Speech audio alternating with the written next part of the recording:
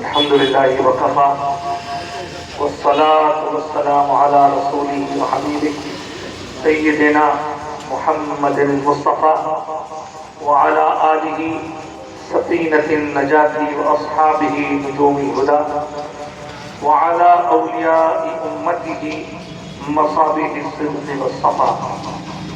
أما بعد، أعوذ بالله من الشيطان الرجيم. بسم الله الرحمن الرحيم. وما خلقت الجن والإنس إلا ليعبدون. وقال تعالى في شأن حبيبه تعظيما وتكريما: إن الله وملائكته يصلون على النبي يا أيها الذين آمنوا صلوا عليه وسلموا تسليما. اللهم صل على سيدنا ومولانا محمد وعلى آله وأصحابه وأزواجه وذرياته وأهل بيته وعترته وعلى وارث كماله غوثنا الغوث الأعظم أبي محمد تقي الدين الشيخ سيد عبد القادر حسني الحسيني الجعفري الجيلاني قدس الله تعالى سره العظيم. حضرت مہدی پاشا قبلہ المعروف دادا پیر رحمت اللہ تعالیٰ علیہ کے 75ویں سالانہ عرس شریف کی تقاریب میں شہنشین پر تشریف فرما سجادہ نشین تنویر المشائخ حضرت مولانا سید شاہ محمود بادشاہ قادری زرین کلہ مدد اللہ العالی، محترم علی جناب سید شاہ محمد صادق صاحب سابق chief justice supreme court of India,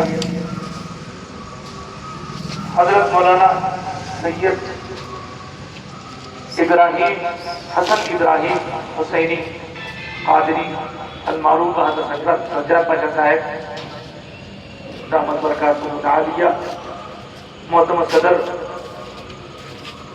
مجلس علماء لجن اور بہت سارے علماء کرام و مشائخ کرام، جانشینان اولیاء و محبان بزرگان دین، آج کی اس مبارک و مسرور محفل میں مجھے کچھ کہنے کا موقع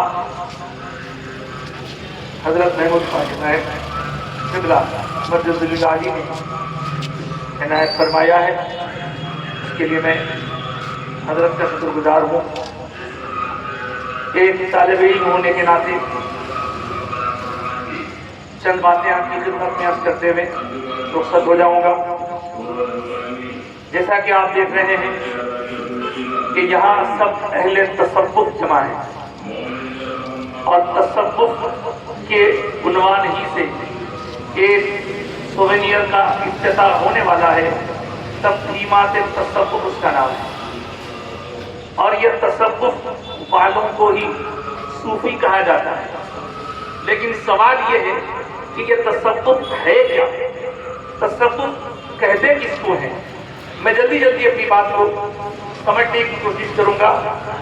تصوف صفا سے بنا ہے.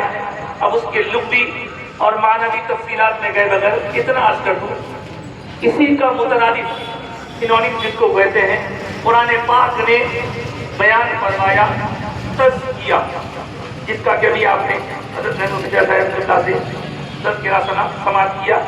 تزکیہ، یہ تزکیہ قرآن پاک میں جہاں جہاں وہ یزکیم آیا، قد افلح من تزکا آیا، یہ زکا تزکا تزکیہ، یہ ساری چیزیں آتی ہیں اندرونی گندگی کو دور کرنے کے لیے.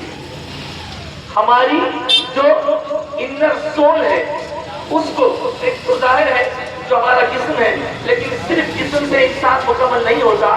جسم میں جان ہو، جسم میں روح ہو، تبھی وہ چلتا پھرتا ہے. ورنہ اگر اس کے جسم سے روح نکل جائے تو پھر وہ آپ کو چلتا پھرتا نہیں بلکہ پڑا ہوا نظر آتا ہے. لیکن ہر انسان کے جسم سے روح نکلنے کے بعد اس کو بڑھاوا کی تصرف نہ کرے، اس میں بھی اہل اللہ کی کیفیات رکھ ہوا ہے۔